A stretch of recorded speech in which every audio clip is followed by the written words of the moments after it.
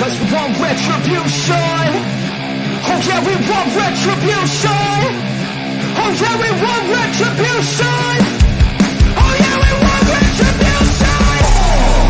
Yeah, we ran out of patience for your love with the cold hard hatred. I can feel the vibration, feet in the streets, it's a new sensation. I wanna break faces on the pavement. I wanna make greatness look complacent. Adrenaline awakened, I can taste it. We can make an impact, grab and then take it. Like a disease, bring them to their knees. Paid for their disease. Just like a weed.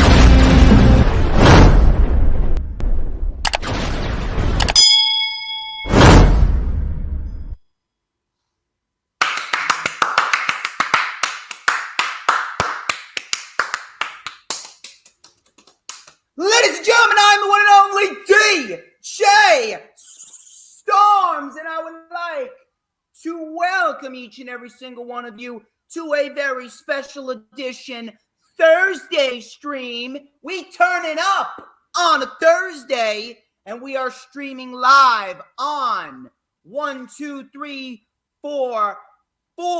different platforms, streaming live across 7 different accounts. We are back up and running on a brand new Hardcore Sports Twitter. We're rocking and we're rolling, and we are set and ready for the events that are going down this Saturday and Sunday on April 2nd and 1st. Almost forgot the 1st. April Fool's Day, and then the day after April Fool's Day, April 2nd, with WrestleMania 39. As of course, you already know who I am, Mr. Controversy, and the operator of the best damn Twitter handle. No.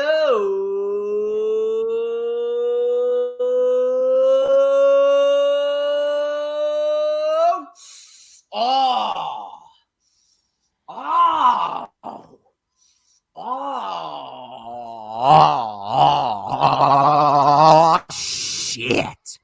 Oh, do you smell that? Yo, do you know what that is right there? You know what that is? Take a guess. What is it? I'm waiting for you, man. Did you freeze up on me? What's going on? I'm waiting for you. What is it? I'm sorry. What is that smell? Can you guess it? I mean, the smell. I'm sorry. You got me all, caught me off guard. I apologize. It's I don't know, the smell of WrestleMania season. I don't know. That could be it, but what I'm thinking is it's the smell of pure fucking excellence. That's what it is, baby. Wait for it. Oh shit! I'm sorry. Wait for it.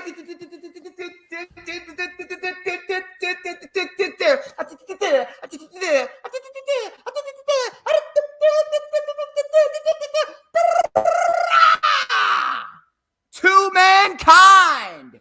And yes, indeed, it is the smell of WrestleMania season, my dog, because this is the official rundown for WWE WrestleMania 39, which of course is streaming live on the Peacock, that is. Get your mind out of the gutter, you absolute fucking savages. Streaming live on Peacock this Saturday and Sunday, April 1st and 2nd, from Los Angeles, California, in SoFi Stadium. We are set and ready for what should be one hell of a weekend. And you guys have been great. You guys have been great all week. We've been rocking and rolling on the DJ Storms brand. And as you can see, I am not alone. I am not alone here. Back with me, once again, he is a fellow hardcore sports member. He's a content creator himself. He's a fantastic content creator himself. fellow Giants fan as well. Real big time wrestling fan. He has been on my channel before, but this is the first appearance he makes in 2023. Please help me welcome back to the channel, Mr. Mac, the Giants fan. How you doing, brother? I'm doing great, man. DJ, thanks again for having me, man. I always love it, man. Your energy, man. Your energy is just amazing, bro. I love it, Hey, man. that's what I gotta bring, man. How you doing, That D? is what I gotta bring. Telling you, man, we are going to have a fun time. That is for sure. I always love to bring the energy, and I always love to have you back on the show. You bring a great analytical taste, a great analytical sense, and we got a lot of shit to talk about going down this Saturday and Sunday. And we were actually just talking about it before we went live. I don't know how you feel, dude, but I really do not like the two-night WrestleMania. I never wanted the two-night WrestleMania. I've said for years what they need to do in order to make WrestleMania a lot better than it is. All they need to do is reduce the amount of fucking matches. That's all they need to do. We don't need 14, 15, 16 matches. All you need to do is reduce them to less than 10. 8 matches, 9 matches spread over the course of 4 hours. That's exactly what AEW did for Revolution, and Revolution turned out to be their best pay-per-view that they've ever fucking done. So I just wanted to get your thoughts on that. Should WrestleMania go back to one night and just reduce the amount of fucking matches? And on top of that, what are your thoughts on the overall build for the show? I think they definitely should go back to one night. I agree. Like you said, like we were talking about earlier backstage, I feel like WrestleMania is the big show, the showcase. Everybody wants to be a part of it, but you got to really earn your way to earn it on that card. You know what I mean? You got to work a little harder for it. You got all these different matches, like you said, 14 matches. It's just almost like you're trying to make spots for everybody. Whereas where you can just reduce, let it be more, make it a little more special. That's how I feel like. Go down to one night, like you said, have about 7 or 8 just amazing matches as opposed to 13, 14, however many matches. It definitely needs to go back to one night. And I mean, it's just so much into the 2-night thing. I mean, you already have your NXT show on Saturday night, on Saturday afternoon. And because of WrestleMania being 2 nights, that show comes on so early in the afternoon as well. You know, that's not necessarily the most convenient, whether it's a Saturday or not, but you want to showcase your younger talent on that day, and then Sunday come around and have the big card, WrestleMania, and have the big show, WrestleMania, and can still be a great, enjoyable weekend of wrestling. And it's just a little bit less, you know what I mean, and give people a little more to dig their teeth into. Just have, like you said, 7 or 8 just great matches. And have you just your best of your best showcase. WrestleMania is a special night, man, and you got to really make people earn their way onto that card, man. I think they because like it's almost like you throw a couple of extra matches in, as we'll talk about later on. It's just that some of them are just like not necessary for WrestleMania, not for the shows. You know, this is supposed to be the biggest, one of the biggest shows in all of wrestling, period. So it's. I don't know. I feel like they need to scale it back for real. Go back to the one night. Definitely agree. As far as the build for this show, I think it's for some matches it's been really really good, and for others it's been a little lackluster. And we'll definitely talk about that more specifically as we get into the matches as well. But the overall build, I guess, because for the big matches, for most of the bigger matches on the card have been pretty good. I mean, obviously the builds for your main event has been going on for quite some time, and then a couple of the other matches, like the Judgment, the Hell in a Cell with Edge and Finn Balor, there's been a great build for that match. So it's been some overall. I'm overall kind of satisfied. Yeah. The big matches for the most part have definitely hit the nail on the head where they need to, but the overall card, you can definitely see some of the aspects in which Vince has clearly injected his flavor or lack thereof flavor, shit flavor of professional wrestling booking or sports entertainment, as he would like to call it. And please, people, do not let anyone fool you. Do not let the dirt sheets try and manipulate you. Do not buy into any of the bullshit. Vince is back in charge. He has some influence. He's not completely there, but he has some influence, and we will definitely talk about that. We will definitely dissect everything match by match. We will talk about the winners, the losers, and who makes it out of WrestleMania as champion, who doesn't, and what could come during the spring and summer months after WrestleMania and where everyone could potentially go. But before we get into that, Mr. Mac the Giants fan, where can we find you on social media? You can find me on Facebook, Twitter, Instagram, YouTube, all at Mac the Giants fan, just like it's spelled up here on the screen. MACDA Giants fan on all those platforms, Instagram, Twitter, Facebook, and of course YouTube. And you can definitely find me on all those platforms. And I'd appreciate a sub. Go and subscribe to him because Mac's awesome. Mac is awesome. Mac has always been a great supporter of the channel. He's always been a very hardworking content creator. So give him the support. Follow him on all platforms, social media, and subscribe to him on YouTube. As far as I go, of course, you can follow me on Twitter and Instagram at HistoryMakerDJS. Once again, that is at HistoryMakerDJS, both on Twitter and Instagram. You can also add me on Facebook for collaborations and business inquiries. You can also send me an email. My email is, of course, StormsTakeOver@gmail.com. And, of course, you can like the official DJ Storms business page, and I may just send you an invite to join the official DJ Storms Posse group on Facebook. That is, of course, all those links are in the description. You can also check out the rundown for Ring of Honor, Supercard of Honor with Jay Alletto. That link is in the description, as well as the rundown for NXT Stand and Deliver. I am back at my normal location. I was not in my normal location on Tuesday because we needed to do a little bit of re-innovation. You can't really tell, but we modified the fireplace just a little bit. But I'm not going to get my laptop up and show you because we got business to attend to. We got a show to do.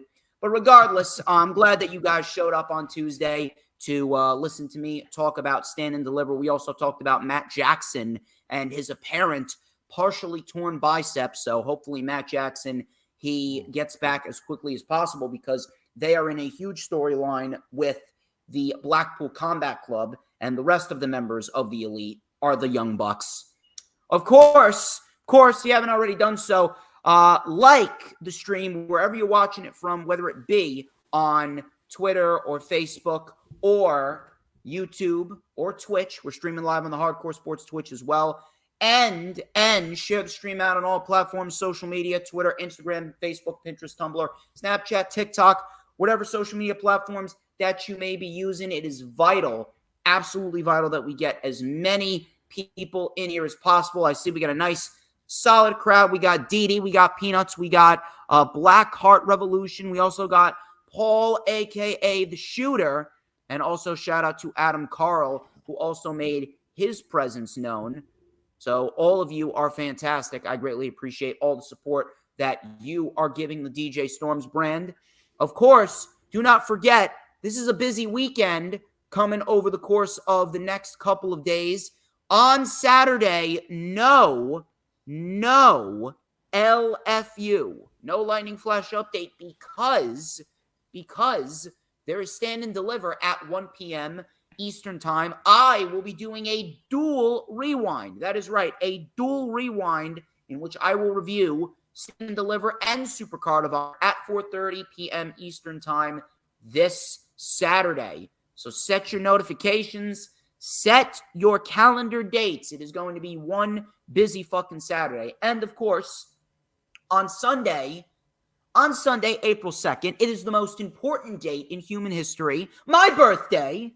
I will be turning 24 on Sunday. God rested because DJ Storm said, "Don't worry, big guy, I got this." And I will be 24 on Sunday. So if you want to celebrate my birthday with me, the only way that I know how to celebrate it, DJ Storms style, we will be doing a rewind for WrestleMania night number 1. WrestleMania night number 1 rewind on Sunday at 2 p.m. Eastern time. And then April 3rd, I am off of work. On April 3rd, it is the rewind for WrestleMania night number 2 at 2 p.m. So we got a busy weekend. We have had one hell of a week so far. Go check out my vlog from ISPW as well. ISPW Living in the Now over here in New Jersey, in Totowa.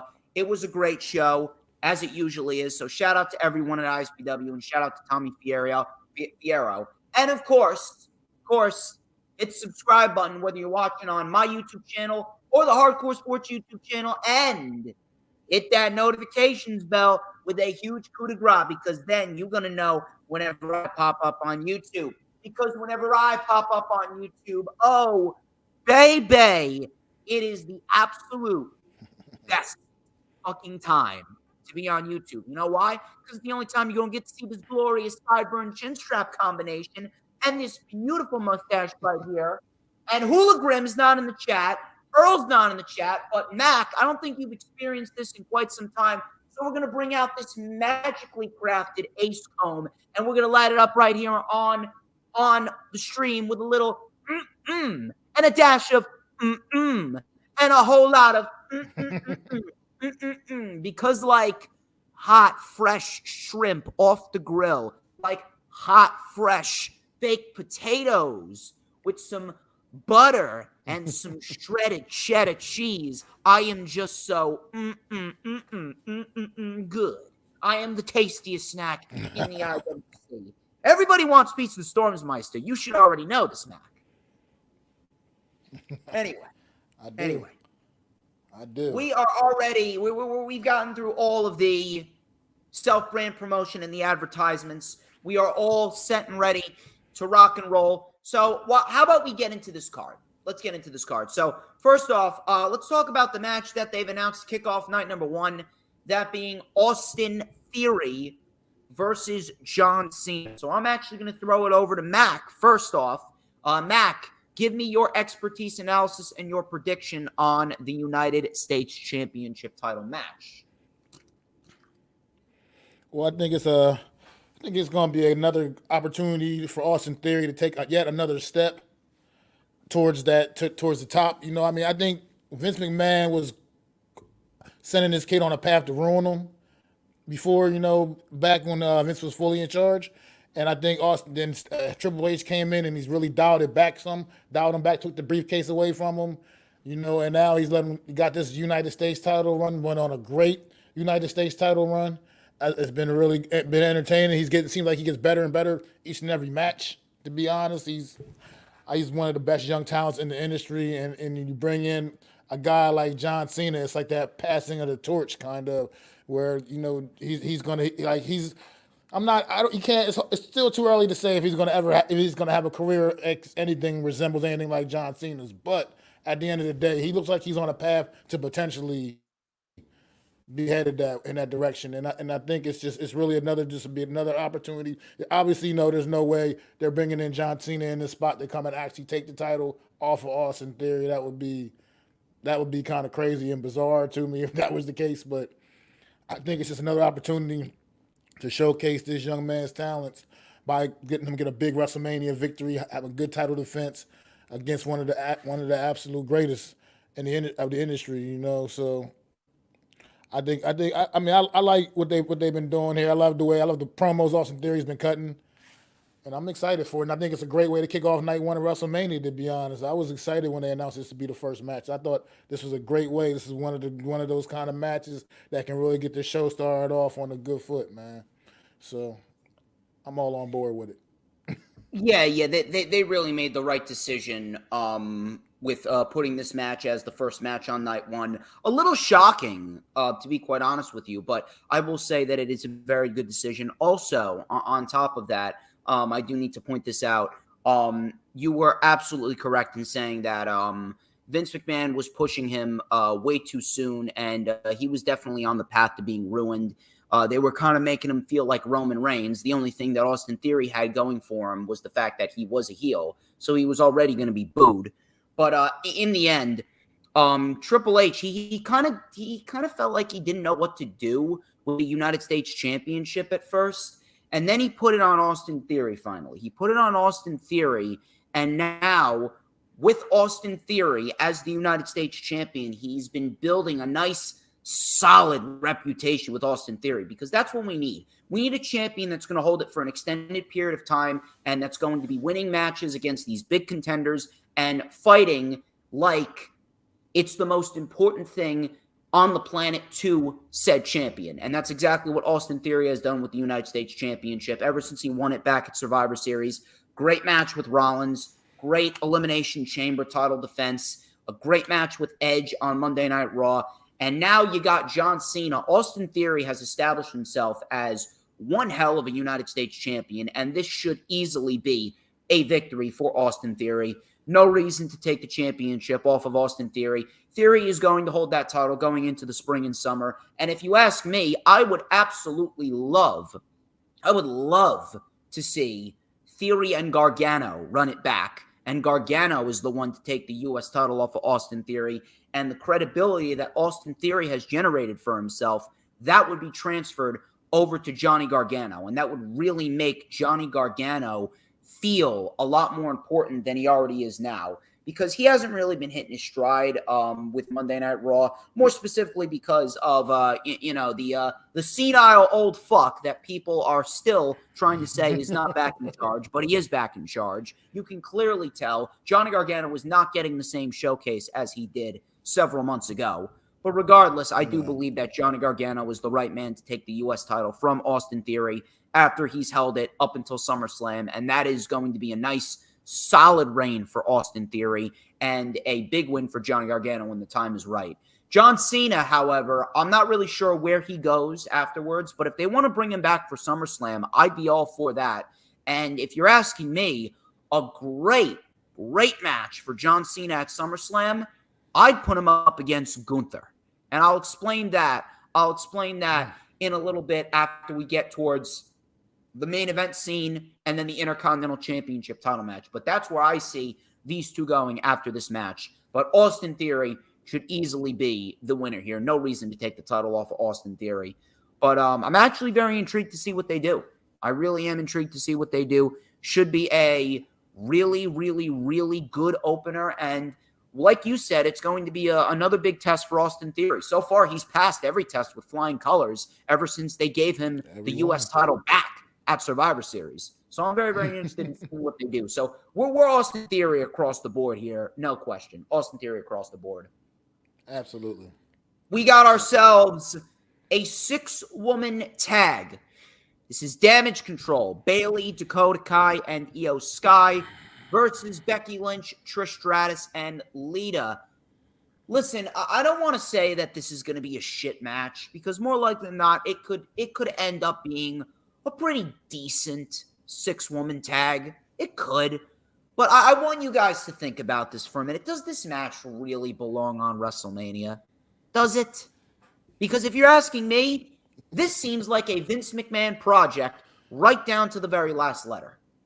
This is this is one of the matches that you could have easily taken off the show. Why do we need Trish? Why do we need Lita? I have no problem with either of them. Matter of fact, I mean, you give me a night with either Trish or Lita, I'm easily going to take that shit, or give them both to me for a night. Give them both to me for a night. I got no issue with that. I have no problem that they are very visually pleasing, but at the end of the day, do we need them on television? No, we don't. I am sorry. We do not need Trish. We do not need Lita. We don't. Becky Lynch, you could have easily had Becky Lynch skip a WrestleMania. It doesn't need to be a WrestleMania with Becky Lynch. Damage Control? I mean, holy shit, Damage Control, you may as well call them the fucking social outcasts. Damage Control has been fucking buried. And I don't want to use that term, but they have been. They really have been. At the end of the day, if you were to tell me what was Triple H's biggest failure when he was in control, Damage Control. Damage Control. They were literally just a faction put together to help get other people over. That's all that they've been doing. And to be quite honest with you, it's sad. To be quite honest with you, it is fucking sad. Because those three women are as talented as you could possibly get. If Bayley and Dakota and Io, if they were not going to take over Monday Night Raw, then you shouldn't have had them come out after SummerSlam and said, oh yeah, we're going to take over Raw. They haven't taken over Raw. Matter of fact, they've been swallowed up by Raw. Could it be entertaining? Yeah. Yeah. But at the end of the day, did it need to be put on WrestleMania? No, it did not. I'm sorry, it didn't. So if you're asking me, I can honestly see, based on the way that Bayley and Dakota and Io have been looking at each other recently, it seems as though Damage Control is on the route to breaking up. It honestly seems as though Damage Control is on the route to breaking up. And if I'm going to be quite honest with you, that is probably the best route for all three of those women. I honestly see that Becky Lynch and Trish and Lita could honestly come out victorious here. And in the end, we are going to see the breakup of Damage Control. Where they go after this, I have absolutely no idea. But in the end, I think we can all collectively agree that Damage Control has been a failure. I got Becky, Trish, and Lita here. Mac, the floor is yours. I mean, you said pretty much everything that needed to be said about this match. Based off of just the talent alone that's in it, yeah, you probably will get a pretty decent wrestling match. I mean, it is what you'll get a decent women's six woman match with these six ladies.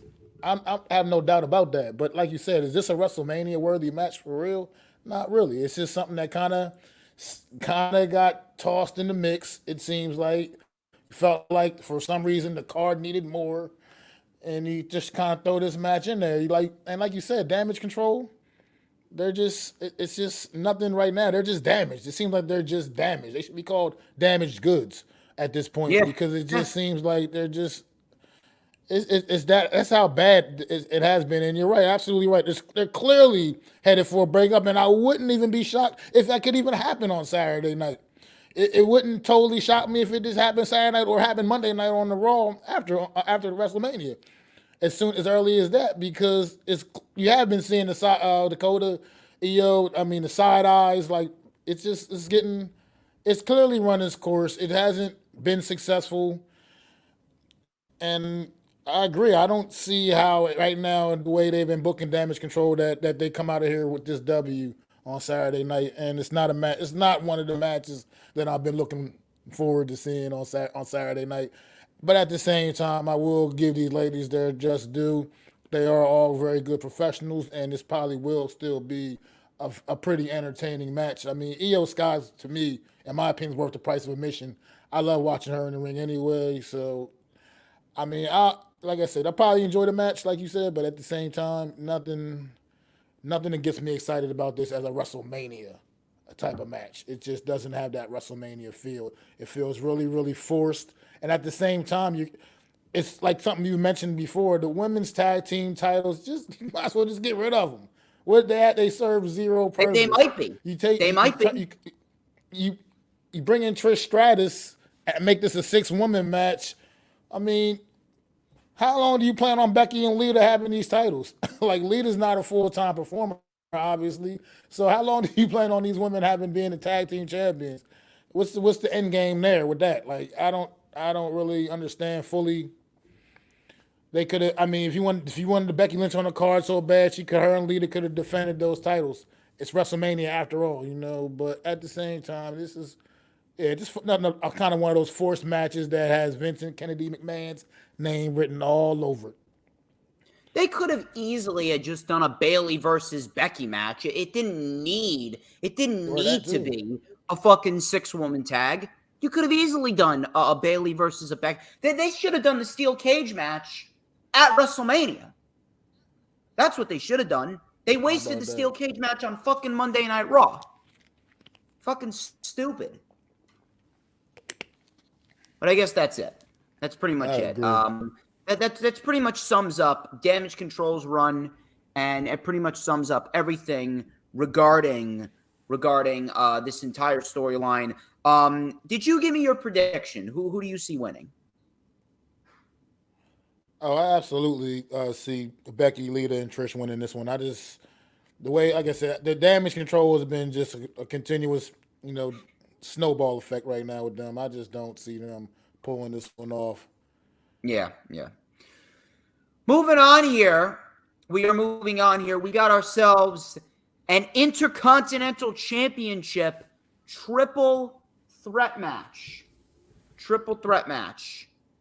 We got ourselves Drew McIntyre, Sheamus, and Gunther. And my God, we could be in for one of the best matches of the fucking year if my calculations serve me correct. Holy shit, dude. I am fucking loving this. I am absolutely fucking loving this. Now, granted, the build towards this match has actually been kind of shitty. Not even going to lie. The build towards this match has actually been kind of weak, kind of fucking stupid. I don't understand why we needed to do a one-on-one singles match between Drew and Sheamus after they both won the Fatal 5-Way match. You could have just made the triple threat match right then and there, and it would have made perfect sense. That was the perfect in, but it looks like they didn't want to do that. But at the end of the day, we got it. And when you got these three men in there in the ring, you can bet your ass that these three men are going to bring their absolute fucking A game. And I can absolutely see this match kicking off night 2. And it is going to be one hell of a fucking match. It will be one hell of a fucking match. I cannot wait for it. This is probably one of the matches that I'm most looking for. This is probably my fourth match that I'm looking forward to the most. Number 3 being Theory and Cena. Number one, obviously, the Usos and Kevin Owens and Sami Zayn. And number 2 is the main event of night 2. But I am very much looking forward to seeing what these three guys do. We already know what Sheamus and Gunther are going to do together, but you add Drew McIntyre in there, that just makes the match better. And Drew McIntyre, when it comes to triple threat matches, we know that Drew McIntyre is very, very good at triple threat matches. Him, Lashley, and Braun Strowman actually put on a great triple threat match back during the Thunderdome era in WWE. I believe that was in May of 2021. And they put on a very good triple threat match for the WWE Championship. You imagine what these guys are going to do. Holy shit. But in the end, I think that this is Sheamus' time. I think Sheamus has worked his fucking ass off to get to this point, and he has shown everyone why he absolutely deserves to become the ultimate Grand Slam champion and become the Intercontinental Champion. Gunther has absolutely been the best Intercontinental Champion of the modern era, and Gunther has had one hell of a fucking reign. Bangers with everyone, dominant as ever. He has looked strong against every opponent. If there's probably Triple H's I wouldn't say his greatest, but one of his greatest accomplishments as the head of creative, Gunther's booking. Gunther has been booked absolutely fucking perfect. Right down to the very last letter. I could not ask for a more perfect presentation for someone like a Gunther. And in the end, I do indeed see Sheamus coming out victorious. Not really sure where Drew McIntyre goes. I mean, if you want to get a little creative with Drew McIntyre, you can definitely have him in the King of the Ring tournament. You could definitely have him in Money in the Bank. Maybe if you want to, you can absolutely do a match with him and potentially a Santos Escobar at SummerSlam, maybe to get Santos in the mix for something decent. Build up Santos Escobar, maybe build up someone like an LA Knight to go against him. Maybe build up someone, maybe a Damian Priest, something like that. There's a lot of different options you can go with Drew. But if you're asking me, I would love to see Sheamus versus LA Knight at SummerSlam, and I would love to see LA Knight win the Intercontinental Championship. That title was fucking bred for someone like an LA Knight. Sheamus and LA Knight is the perfect fucking SummerSlam match, and LA Knight is the Intercontinental Champion. That is one hell of a fucking combination. And that title would look gorgeous on him. Gunther, I do believe that the best option for Gunther is John Cena or a match with Edge potentially at WrestleMania. Maybe Bobby Lashley. Who knows? Maybe we see Drew McIntyre versus John Cena and Bobby Lashley versus Gunther. That would be one hell of a fucking hoss fight. And the reason why I say that is because Gunther does not need to be in the world title scene. If you put Gunther in the world title scene, he's going to have to win. You don't want to push him to the world title scene too early. If you're asking me, I would write down Gunther to win the 2024 Men's Royal Rumble, and he main events WrestleMania next year, WrestleMania 40, and he becomes the world champion at WrestleMania 40. That is the best option for Gunther as of right now. I would not put him in the world title scene at SummerSlam because I don't think that now is the right time. It's a lose-lose situation because you don't want to take the title off of the inevitable winner, whether it be Cody or Roman. We'll talk about that a little bit later, but whether it be Cody or Roman, you do not want to take that title off of whoever it is against Gunther this early, especially 4 months after he's lost the IC title. Take your time with Gunther. He's 34 years old. He's got plenty of time. So I have Sheamus here. It's going to be one hell of a match. It could end up stealing the weekend for all we know. But I got Sheamus. I think he's fucking earned it. What say you, Mac? Whew, this match, man. This match gives me chills, man. You just go back to what Clash? It was a Clash at the Castle with Sheamus and Yeah, man. Gunther, Yeah, man. That match. Oh man, I still see that match running through my mind sometimes. Just how hard hitting that match was amazing. And now you add Drew McIntyre into the mix. I mean, that can only make it even that much crazier, man.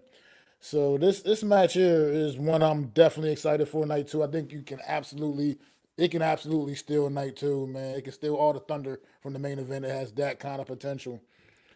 But ultimately, in the end, man, I wasn't sure. I kind of did rule Drew out myself, but I still wasn't sure if they were going to keep the title on Gunther or, maybe put it on Sheamus to give him, so he could give you that Grand Slam champion. But I'm not sure. It's hard. This is a hard one for me, man.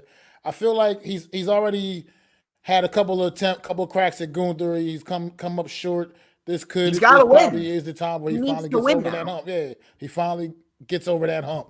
So I think I kind of agree with you, man. I think you swayed me. I'm leaning towards Sheamus here as well. Now, I mean, it just all makes sense. It's like it's that right time. He's a future Hall of Famer, no doubt. Indeed, man. You might as well let him complete that Grand Slam. I mean, after all, if The Miz is a Grand Slam champion, Sheamus damn sure ought to be, I think Sheamus will go down as the greatest Irish professional wrestler ever, to be quite honest with you. Fantastic. He's been sensational. Been sensational, man. So yeah, you convinced me. I think Sheamus definitely will come out here and get that W, man. It just all makes sense. He's worked, like you say, he's worked his ass off for years and years for this company, man. Put it all on the line. Been in for whatever they've thrown at him. He's taken it. He's been a professional about it, and he's been one of the very best talents they've had over the course of the last. I don't even know. I'm not even sure how many years it's been now. Sheamus has been around since 2009, man. But yeah, so yeah, he's definitely long overdue to get this title added to his resume, man. And so I agree. As far as like with Gunther goes, I mean, I love what you said about the Royal Rumble next year. After you got John Cena. After that run, I mean, you can get him some good matches like that. I actually like a little feud with Bobby Lashley or something like that to get it going to like SummerSlam and build him up towards the Royal Rumble next year. That would be a way to go with Gunther, man. Get him some good high impact matches. Get some big signature wins. Add some more to his resume. Like you said, go into the Royal Rumble, win that in main event WrestleMania 40 next year in Philly, because I should hopefully be there, and I would love to see that. And I'll try and be there. I'll try and be there. But let's talk about one of the tag team fatal 4-ways. We got Braun Strowman, Ricochet, the Viking Raiders, Alpha Academy, and the Street Profits. Again, similar to the women's match. For all we know, this could end up. I mean, with the talent in this match, we could ultimately end up eating our words, and this match could end up fucking stealing the show. Look at the talent in this match. But at the end of the day, Loaded. yeah. Again, I'm not going to tell you that this needs to be on the card. It doesn't. You could have easily have saved this for the Raw after Mania. The only good thing I will say about this is it finds challengers, the first challengers for Kevin Owens and Sami Zayn after they win the tag team titles, which I do believe is going to happen, which I don't mind. I don't mind. If you ask me, I mean, you can make a case for anyone. You could really make a case for anyone to come out victorious here. I can't really give you a straightforward answer, if I'm going to be quite honest with you. I can't. I don't know. I'm leaning towards Braun Strowman and Ricochet because I feel as though, you put Ricochet in the ring with the Kevin Owens and a Sami Zayn, that right there is going to create some magic. But I mean, you could really do the Viking Raiders as well. I think the Viking Raiders, they have a really nice thing going on. They just haven't really had the opportunity to really break out and showcase to everyone what they can really do. We've had a couple of great matches with the Viking Raiders here and there, but it really hasn't been all too exciting for the Viking Raiders. But I do believe that a potential future tag team title match with Kevin Owens and Sami Zayn for the undisputed tag team championships, that would definitely boost them up just a little bit up the ladder, even in defeat. So I don't know. I think I'm swaying a little bit more towards the Viking Raiders. I think it's a battle between the Viking Raiders, Braun Strowman, and Ricochet. One of those two teams. You could swing either way, but I would not mind the Viking Raiders.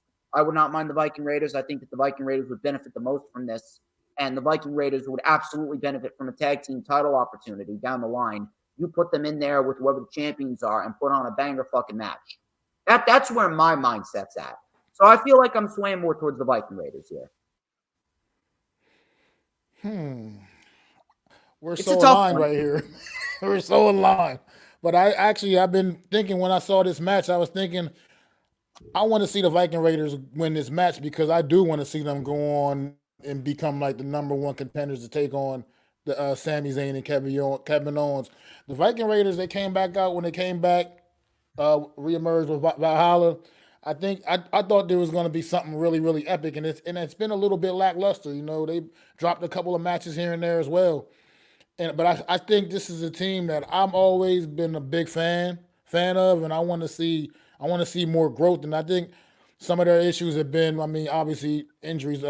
They've been dealing with some injuries and stuff like that as well. But also just the fact that the tag team division being so kind of, not really what it should be. It's just not. It's not built. It's not booked well. And I feel like the Viking Raiders is the team that I feel like. I mean, Street Profits have had some success on this as they've been on the main roster. I mean, I'm not knocking the Street Profits, but we've kind of been there, done that. We've seen them before. They've had, like I said, they've had the Raw titles, the SmackDown titles. I mean, I just really want to see something a little more fresh. I want to see the Viking Raiders. Yeah, I want to see the Viking Raiders get their just due, and I believe that winning this match would kind of put them up there in the tag team division. And let them be more of a force in that division, man. I think this is a good team. I love watching just the way they move. I mean, the fact that the smaller guy is the powerhouse of the team, as opposed to the usually how it is other way around. That's also just something impressive about watching these guys. I love watching Ivar flip ball around the rings, guy that size, doing those kind of things, being that athletic, man. These guys put the work in, man, and I think it's their time, man. I think it's their time to start ascending these guys a little bit more, man, shooting them up. Plus with the Street Profits, I feel like they've been starting to do a lot more singles work anyway, and it's cool. Like keep them as a team. Like I think I heard you mention that on one of your videos before. Keep them as a team, but it's fine. Let them do some single work. Let them branch out a little bit and see what happens with their careers. How their careers can potentially go. Because obviously, not likely to be the Street Profits forever. So. Yeah, you gotta let us see what these guys can do as individuals, on what they can do standing alone. And Montez Ford, I think, definitely has the ability to be a star one day in this organization. So I think I definitely want to see the Viking Raiders win this. I'm still not so sure how I even really feel about Braun Strowman and Ricochet as a team. I mean, To they be do quite honest seem to with you, work it's out probably well the best- together. It's probably the best route for both of them right now. I agree. Probably the But best it's route for just both of them. it's working because it's working out. They've got some good tandem moves, but it's just like I don't know. I mean, does the I just have crowd to get like used to. them? I guess I'm not. They do, and I'm not as. I guess it's just something that I haven't grown accustomed to enough yet with them. I haven't like with all the rest of the teams in this, the Alpha Academy, including just they've been around. They good, solid teams. This is, I guess, it's still just a little fresh for me with Braun Strowman and Ricochet, but they've been really doing some good tag team work together. So I can't knock them for that. I definitely do. I do like how they work together. It works and it works. And they're a part of this match here, like, which is I also agree with you was one of those matches that they kind of just added to the card, kind of in a way to just to bulk the card up where it doesn't need to be. So it just goes back to the point like you were making earlier. Just you don't need a 2-night event when you could just go from this list of matches and take what are the 8 best matches on here that people would just absolutely sell an arena out, and you can just go from there, man. But I do like the Viking Raiders here. Absolutely. So I guess we could talk about 2 matches in one sitting here. Rhea Ripley and Charlotte Flair. This is for the SmackDown Women's Championship. I have a feeling that this is somehow going to tie into the loser of Bianca and Asuka, which I do believe is going to be Bianca. But Rhea and Charlotte. Well, let's be real. The only reason why Rhea Ripley chose Charlotte is because Charlotte politicked her way into getting Rhea and eventually trying to make up for being snubbed out of last year's main event thanks to Stone Cold Steve Austin. But unfortunately, there is no Stone Cold to save us. There is no Stone Cold to save us, unfortunately.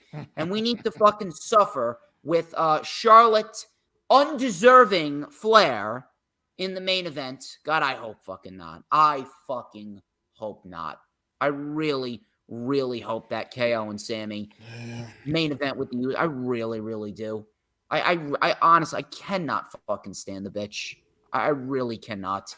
I've even said it. You know what I've been saying, and you know what? I'm gonna stick by this. Rhea should squash Charlotte in 60 seconds. 60 seconds. Rhea Ripley should squash Charlotte and win the SmackDown Women's title like that. That's what needs to happen. That's the route to go. That's what I'm going with. That's what I would absolutely fucking go with.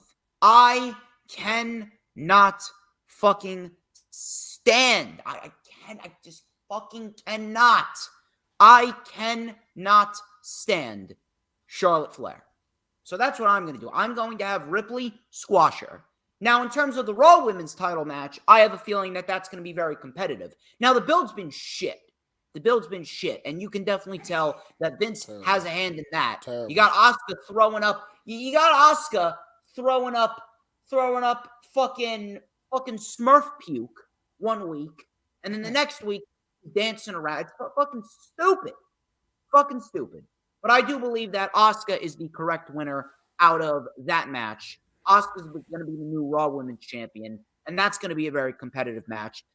If you're asking me, I'm going to have Asuka go on a dominant reign throughout the year. I would put her up against Io Sky at SummerSlam. I would have Io Sky win the Queen of the Ring tournament, and I would have Io Sky go to SummerSlam and fight Asuka. Let those 2 women go. Let those 2 women go and just fucking tear the house down. That's what I would do. That's exactly what I would do. That's number 1. Number 2, what do you do with Bianca? You move her over to SmackDown. I have a feeling Bianca's going to move over to SmackDown, and we're going to be looking at Rhea versus Bianca at SummerSlam for the SmackDown Women's title. And those 2 women's matches are going to be 2 big 1-2 punches for the women's division at SummerSlam in Detroit. And that should be one hell of a match for both Rhea and Bianca. And then you got Asuka and Io Sky as well. That's what I feel is the best route to go. And I do believe that we should crown 2 new women's champions at WrestleMania.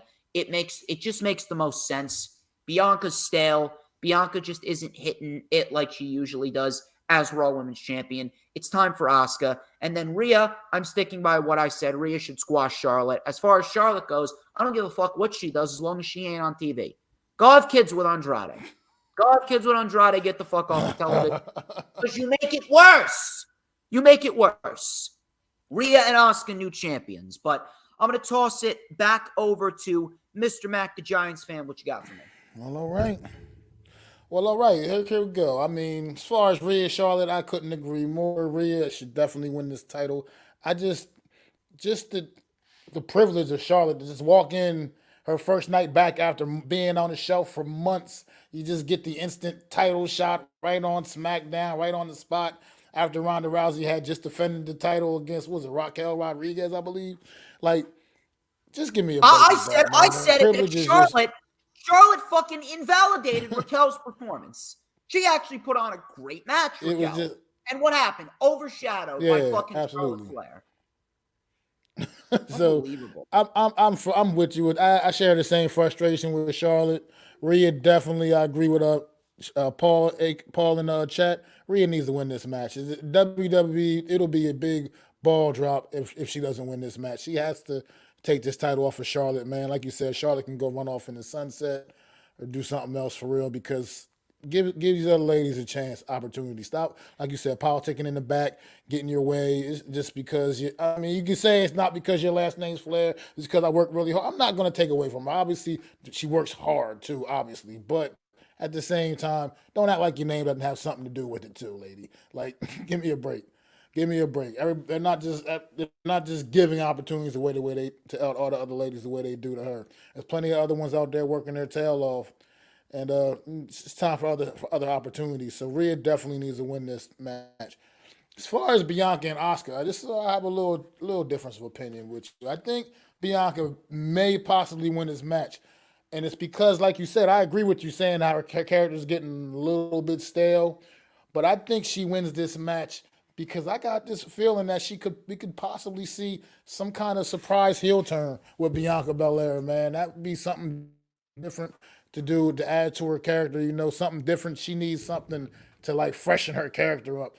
And I mean, a good heel turn can usually do that, especially with somebody like her that's pretty good in the ring as it is. And I feel like she may, defend her title, but obviously cheat to win, like I said, make a heel turn.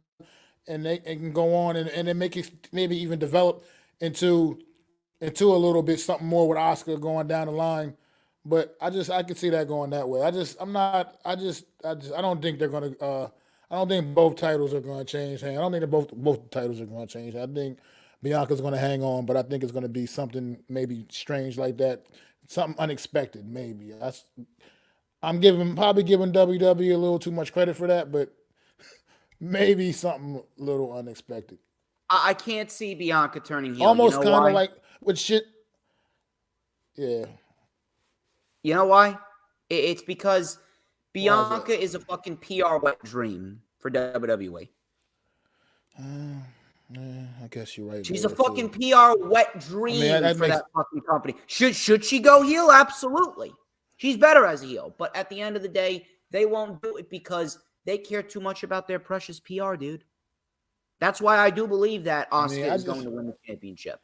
Because Bianca can still be a babyface and challenge for the title. I mean, that's the only way I can see the Bianca defending the title is if she did something like that. I feel like, as far as her face run, I just think, that's kind of over. I'm kind of over that. But if she did something like switch it up, it's not even that she's a bad babyface. They just haven't done anything to keep it interesting. Yeah. They've coasted with Bianca. I agree. I mean, I just looked at it like this. All those years, I would have never thought somebody like Bayley would have turned heel, and now she's not only turned heel, she's a pretty halfway decent when booked properly. She hasn't been with this damage control thing, but she's like, it took a while for that to grow on me. I mean, it was a little weird in the beginning. But I mean, I just thought this match might have like kind of like a few years back with Shinsuke and AJ Styles, when Shinsuke kind of turned heel on him in that match, went heel in that match like that, and was that at WrestleMania as well? Yeah, that was at WrestleMania 34. But Yeah. So I mean, I don't know. I think if she does something like that, we get something like that. I think Bianca retains. Otherwise, yeah, You I'd got to give just me a rather put the straightforward title on answer here. You Asuka. got to give me what exactly you think's going to happen. Do we get a new champion or do we not? Bianca You Belair. gotta- I think we do. I think we do not. But I think Bianca Belair holds on to the title. Okay. I think she holds on to her title. I think Rhea beats Charlotte. You're gonna love this next match, man. This is gonna be your favorite match on the card. You know what it is? Which one is that? This is I know what my favorite match on the card is. This is Brock Lesnar. This is Brock Lesnar versus. This is my ring. And they're saving it for night 2. They're even saving it for night 2. Saving it for night Might 2, steal man. the whole show. Omos and Brock Lesnar, man. This is gonna be a fucking Owen Hart, Bret Hart fucking classic right here. It's gonna be good. It's gonna be good. Omos, he can barely fucking throw a punch correctly. Holy fuck. It was so bad. It was so bad. When he tried to like push Brock Lesnar over the top rope, that was so bad. That was so shitty, but that was just terrible. Such a bad spot. That's what you get with Omos. That's what you get with. That's what you get with fucking Nigerian Great Khali. Oh man. Do we even bother going over this? I hope this match lasts 2 minutes and Brock Lesnar wins. Oh my God. I hope that Brock Lesnar this and match Omos never show face after the show. I have no expectations of this match whatsoever. Do you have a winner? I mean, the sad part is I think Brock wins because so far through the build, Omos has kind of been getting the best of Brock. And I think Brock puts it together at WrestleMania on Sunday night on that stage, man. But at the same time, the sad part is this match hasn't even had a horrible build. It's just that nobody cares because Omos and Brock Lesnar. It's just like nobody wants to see this, especially at the biggest wrestling show of the year. Nobody wants to see this.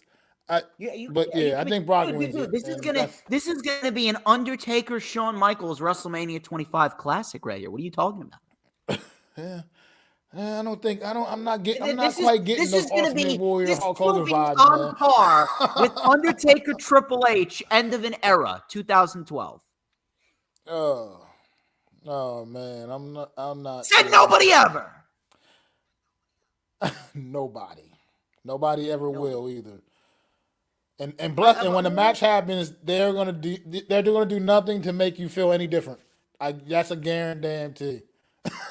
You're not do anything. Omos can barely fucking walk, let alone wrestle. But yet he's fighting Brock Lesnar at WrestleMania. Oh my God. Brock Lesnar wins. We're Brock Lesnar across the board here, right? Yeah, absolutely. Yeah.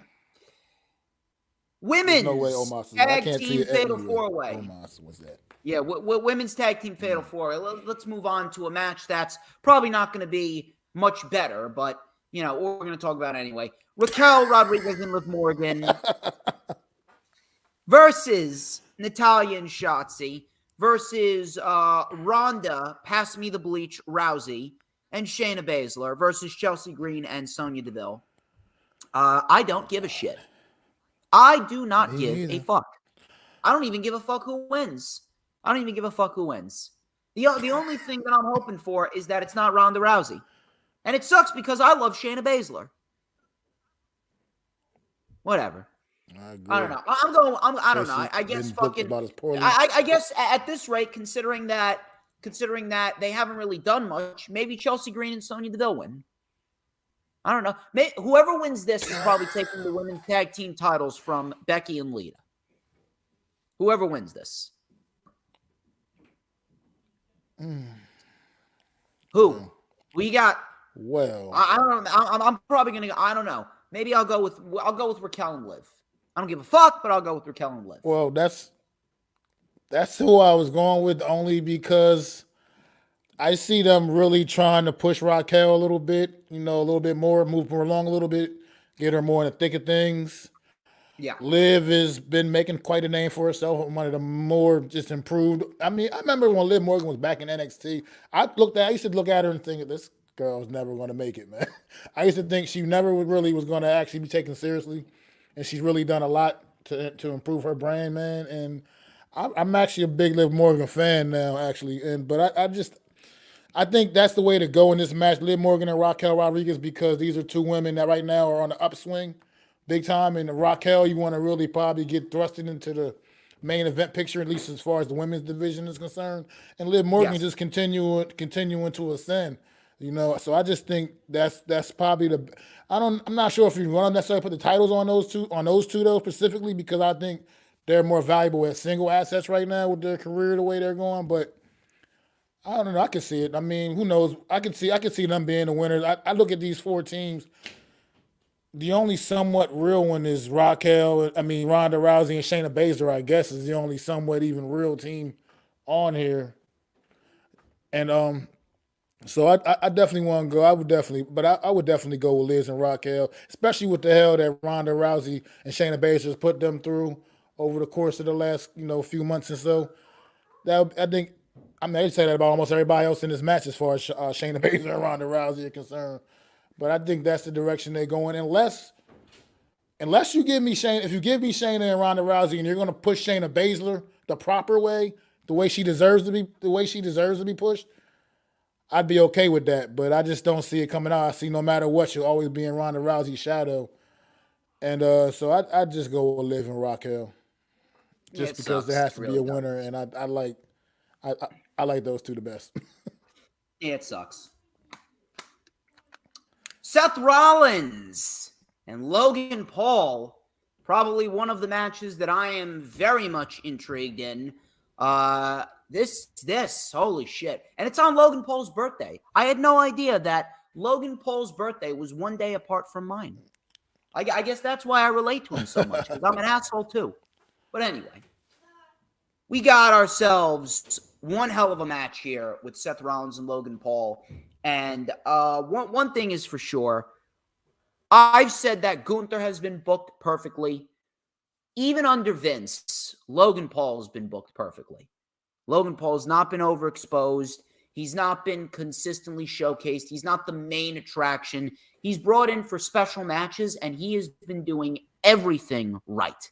He's been doing everything right. And this match with Seth Rollins, I think that this match is going to be one of the best matches of the year. I think that this is going to be probably better than Logan Paul's match with Roman. Honest to God, this could be better than Paul's match with Roman. And Paul's match with Roman, that match made my top 10. That match made my top 10. But I'm very much looking forward to this match. And ultimately, I mean, you take a look at night one, we got nothing but bangers on night one. Austin Theory, John Cena, Absolutely. Seth Rollins, Logan Paul, fucking Braun Strowman, Ricochet, Viking Raiders, and Alpha Academy Street Profits on night one. Fucking Sami Zayn and Kevin Owens versus Usos. Yeah, tag team title match night one. Number bangers on night one. So you know what? I'm all for it. And you know what? Seth Rollins, I think that he's long overdue for a win. It is about time that Seth Rollins gets the victory that he is oh so rightfully deserved, especially at WrestleMania. He has been the most selfless individual in the WWE for the last year, and it's about time that he gets his flowers. I'm going with Seth Rollins to beat Logan Paul in a fantastic fucking match. Let me hear it, Mr. Mack. Definitely agree with you, man. Seth Rollins, I think, is going to get the W as well. I think Logan Paul has been, this guy, he comes in, he's not a full-time performer by no means, but he gets in that ring, and he means business, man. That match over in Saudi Arabia with Roman Reigns, that looked like a guy that's been in the ring for 10 plus years or more, the way he was out there. He's a natural, man. And he puts it all on the line, man. That spot at the Royal Rumble with him and Ricochet, that's still insane to me. Like the fact that those guys just flew across the ring that way. and just collided with each other in the mid-air. That's a guy that's willing to put it all on the line. Seth Rollins is one of the absolute best in the business, though, for a reason, man. And I can't wait to hear SoFi Stadium erupt when his music hits, man, because it's going to absolutely erupt. And I think Seth Rollins gets it. So Logan Paul's been, knocked him out the last couple of weeks. Got the knockout punch on him, and I think it'll be an absolute great match. I think Logan Paul has not disappointed yet. He's been he's been the best, probably the best. I mean, Bad Bunny had a great performance as well, obviously. But Logan Paul, as far as celebrity entertainers coming in, he's been top notch, man. Logan Paul he's really shown that he's not just here just for collecting the check. He really put that work in, man. And but I still think he comes up short in this match here at WrestleMania, man. I just think like you said, Seth Rollins, it's his time, man, to just take another step in his career, in his great career, man. And after this, get back into maybe a title, some kind of maybe in a title mix, whether it's the Intercontinental title, whether it's the world title, something. Seth Rollins is just he's just that guy, man. I don't know how else to say it. To me, he's probably one of their possibly you can make a case he's one of their top performers, man, right now in the company, man. He just gets it done at every aspect. And let me ask the you way this. Logan Paul's been getting over on him. Let me ask you this. Where can you see Rollins going after this? Potentially an Intercontinental title feud with a Sheamus. Maybe he's in the King of the Ring tournament. Where can you see him definitely see that. I could definitely see that Intercontinental, because he's Intercontinental title feud with Sheamus. As long as Sheamus does actually win that title, I could totally see that, because he's already had a couple U.S. title runs over the course of the last year or so, and he's had his world title runs during the course of his career. I could see him on a good solid Intercontinental title run, potentially at least being in the mix, because I feel like Seth Rollins right now, he's kind of, I don't want to say he's spinning his wheels a little bit, because he still gets it done, but at the same time, he's been kind of out of the title mix since he's lost the U.S. title, and to me, he's a main eventer. Seth Rollins is the kind of guy, he's one of your guys, top guys on the card, no matter when he's wrestling, whenever he's performing, and I just feel like, to me, he's one of those kind of guys that needs to be in the title picture in some form, some way. Not even if he's not necessarily winning the title, he just needs to still just be in the mix, because that's just the great performer that he is. So I could see something like him and Sheamus getting at it. Yeah, we don't really need to see him in Theory again, but I still wouldn't be mad about that. I mean, if they gave us some more Theory and Rollins, they put on some great matches already, so I wouldn't be totally upset with that either. But I'm just curious, or see how this world title match goes, and we saw the absolute bangers that him and Cody were putting on already, man. So I don't think that they're going to do him and Cody yet. Different ways you can go. I don't think they're going to do him and Cody yet. I think that's going to wait until the fall, if I'm going to be quite honest with you. But let's talk about probably my second favorite built match. Rey Mysterio versus Dominic Mysterio. This is some good shit, man. Wow. Dominic Mysterio, man. TV. What a fucking heat magnet. What a fucking douche. I love it. It's the character that Dom Mysterio is playing, which makes me very happy that I share the same first name as him. Spelled differently. See, my name is spelled the right way. His name is spelled the asshole way without the C. But at the end of the day, I'm loving me some Dominic Mysterio. Dominic Mysterio may be one of my favorite acts on WWE TV right now. It's Sami Zayn, it's Seth Rollins, Cody Rhodes, and Dominic Mysterio. Dominic is in the top 5. I can actually see him winning this. I actually do believe that Dominic Mysterio is actually going to beat Rey Mysterio. I think Rey's going to do the job for his son. I think that this has been leading towards this big match where Rey is inevitably going to put over his son and potentially pass the torch.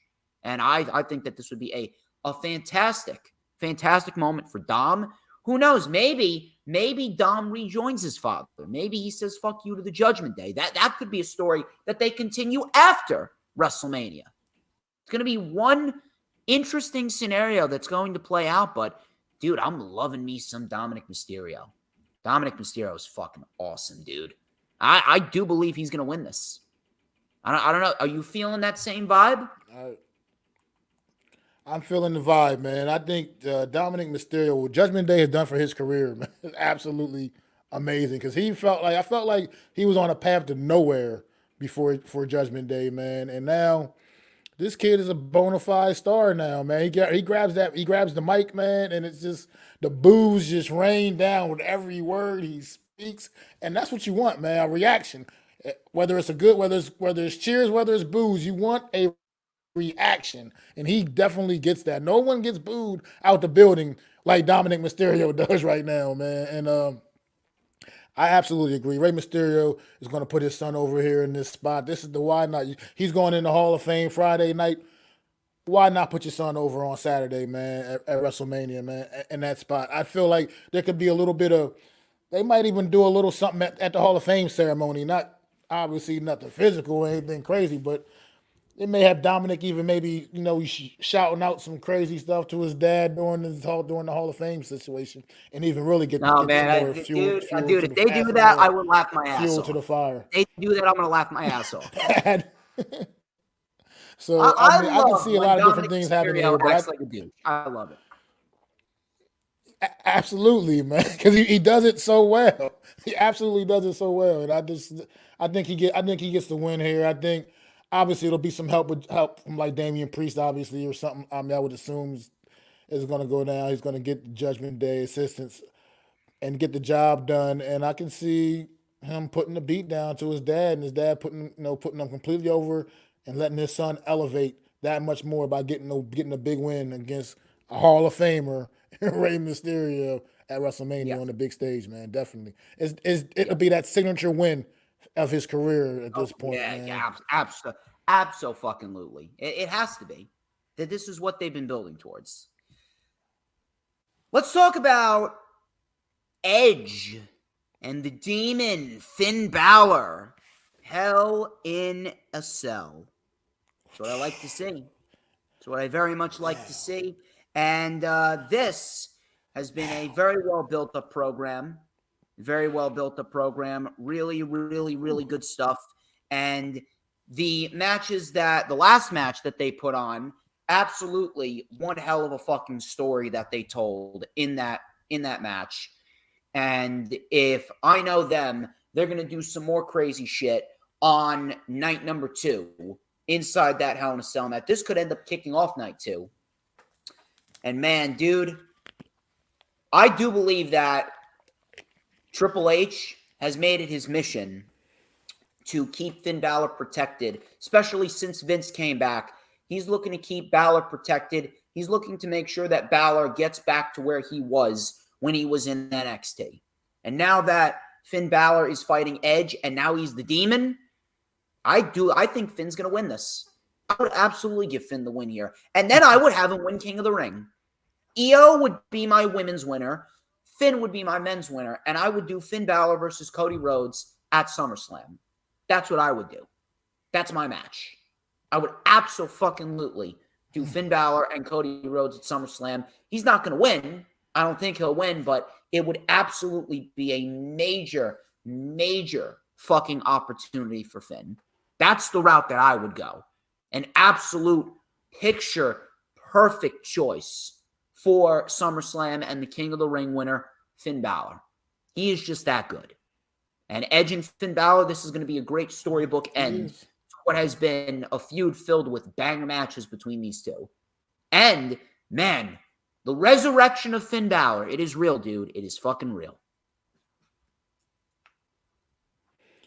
I mean, damn, I would love that. Finn Balor is definitely one of the top guys, man. But I think I see Edge here getting this one, man. I think, you got Finn Balor, the Demon, Edge. I feel is channeling this inner brood stuff. I mean, Gangrel apparently may be there.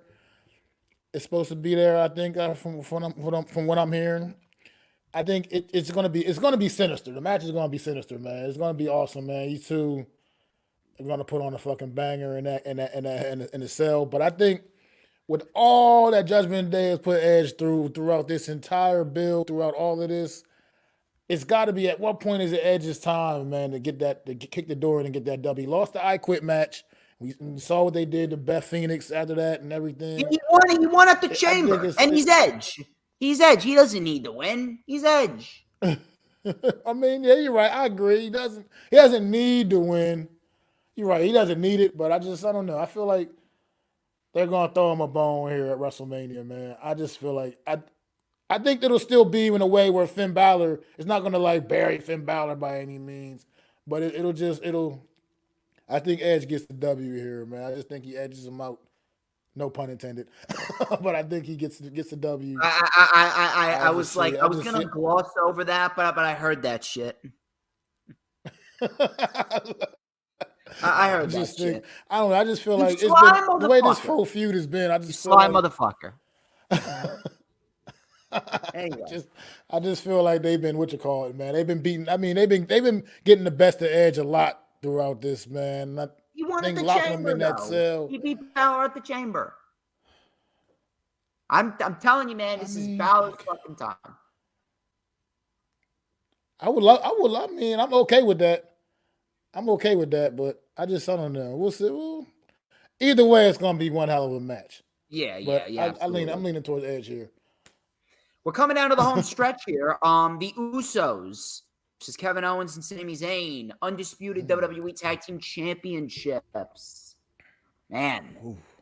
And one hell of a fucking storyline, the best storyline in all of professional wrestling, and it will be one hell of a storybook ending. We're going to get us some new tag team champions here, my man. How you feeling about that? I'm feeling great about it, man. It's been long overdue, man. I am ready for this Uso tag team title run to come to an end. Nothing against the Usos, but I'm ready for this to come to an end, man. I'm ready for the cracks to start forming in the bloodline, which they already have started forming. But I'm ready for them to for it to really start leaking now. And I'm ready. It's time. Sami Zayn right now will never probably. He'll probably never be more over than what he is right now, man. This is the time is now for Sami Zayn. This is NXT Sami Zayn. His WrestleMania moment. Yeah, give this man his WrestleMania moment that he so deserves. I mean, what did we get last year with Sami Zayn? A match with Johnny Knoxville? Yeah. That was last year. Yeah. Was that last year? Yeah. It was last year. A match with Johnny. Look at the difference. Look at the fucking difference. A year different. Yeah. Just like that. Oh, what a difference a year makes. So I believe Sami Zayn. I mean, and Kevin Owens as well. Kevin Owens is one of my favorite guys as well. And I love seeing him and Sammy back on the same page, working together. These guys came up from the indies together, like really, really good friends in real life. This is just a good story as a fan, man. I want to see Sami Zayn and Kevin Owens get those titles, man, that they so deserve, man. And they definitely will. I see no scenario in which the Usos walk out of SoFi on Saturday night as the tag team champions. I just don't. It just doesn't even make sense with the way this match is. Everything's been built up, this whole story, the way it's played out. It's been absolutely great storytelling here, man. And now it's time to come to that great climactic ending with Sami Zayn, Kevin Owens hoisting those titles up at SoFi, man. And I can't wait to see it, man. Absolutely. 100%. Absolutely. Man. The main event, baby. Roman Reigns, Cody Rhodes, undisputed WWE Universal Championship. Now, I've already talked about this. I'm sticking to what I said. I do believe that it's time. I think it's time to get those titles off of Roman for multiple reasons. I've talked about how the Royal Rumble winner losing at WrestleMania doesn't really bode well, and it kind of diminishes the prestige of the match. On top of that, Roman losing the championship at any other event other than WrestleMania, it won't have as big of an impact. This could also be Roman's last year as a professional wrestler, and I'd rather they use him to put others over. And then number four, losing count there. Number 4, the outcome of this match could determine whether or not WWE is able to sign Kenny Omega or the Young Bucks, because you know that they're watching. You know they're watching. They're taking big notes. Wow. And if Cody is not the one to beat Roman, why are they going to go over there? Because they want to be the best. Young Bucks want to be tag team champions. Kevin Owens and Sami Zayn, they're probably going to win the tag team titles. That could persuade the Young Bucks. But Kenny, they're making decisions as a trio. Kenny's not going to go over to WWE if he doesn't have a chance at becoming the world champion. Who else is there? Who else is there? I understand people's concerns, and I understand the story of potentially rebuilding Cody back up to SummerSlam, but Cody Rhodes, you're not going to get a better chance now. It needs to be at WrestleMania. If it's not at WrestleMania, it will not have as big of an impact. It will have an impact, but it won't be the biggest impact. I'm sorry. Cody Rhodes, you got to pull the trigger on him.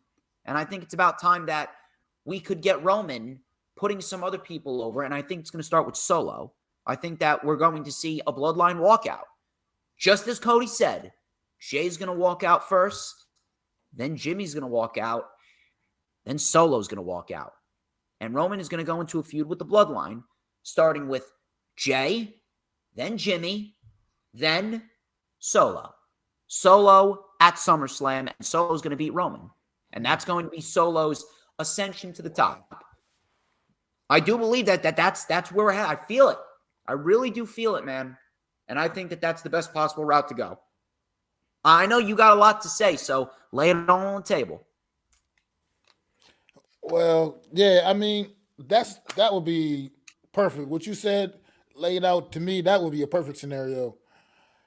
If Vince McMahon has his way and has anything to do with this, though, man, I just feel like he wants to go, excuse me, for those 1,000 days as champion for Roman, man. He just seems to be, Vince seems to be all about stuff like that. And if he gets his way and he has his say in any way, I can see them actually a scenario in which they keep that title on Roman through WrestleMania as well, just to get him to those 1,000 days and just have that accolade added to everything else he's done over the course of this title run, man.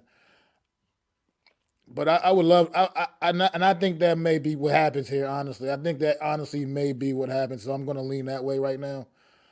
I agree with you wholeheartedly, though. I would rather see Cody get it right now at the big show, WrestleMania. It's first time main event in WrestleMania. I mean, first time getting a world title shot at WrestleMania. It might even be out. It might be his first time getting a world title shot in WWE, period, through all the years he's been there. I don't remember really recalling any matches. I think you may be right on that one. And so I would love to see it go that way because that's the way it really needs to go. But I just got this bad feeling in my gut that they're going to want to keep that title on Roman for him to get that record, man. I don't know, man. Get to 1,000 days as champion. I don't know, man. I don't know. I really, really, really do hope that they will pull the trigger on Cody. Because if I'm going to be quite honest with you, Roman Reigns reaching 1,000 days, it's really not going to mean anything. Jeff Jarrett even came out recently and he said that's going to be meaningless. It really would be meaningless if I'm going to be quite honest with you. Roman winning and going to 1,000 days would honestly be meaningless. Who else is there for him to fight? What is he just going to not defend the title until we get to SummerSlam? Come on. I really do not like that at all. I mean, I agree. I agree with you. But I just get that bad feeling in my gut that it could go that way. I mean, it just sometimes they have a way of letting you down sometimes, and I just feel like that could be no shit. Letdown of the weekend. No shit. I'm very, very, very well aware of that, but I don't know, man. We will we'll keep an eye out for that. We'll see what happens, but I'm still going to stick to my guns with Cody Rhodes.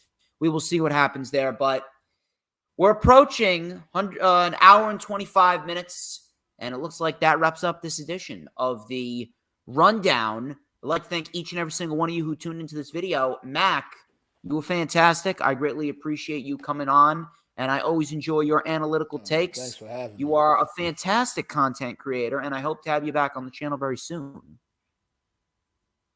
I appreciate it, man. Thanks a lot, man. I always enjoy talking wrestling with you because I don't know a guy as knowledgeable as you, man, when it comes to the wrestling industry, man. You do a great job. Like I said, your energy is always, it always excites me, man. I just love it, and I Because just I'm love DJ chopping it up Storms, with you, man. man.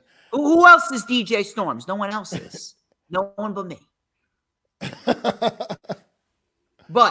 But one last DJ time. motherfucking Storms, brother. One last time. Where can we find you? Yeah, well, Troy, don't worry. You'll be able to answer that question in a little bit. But where can everybody find you on social media?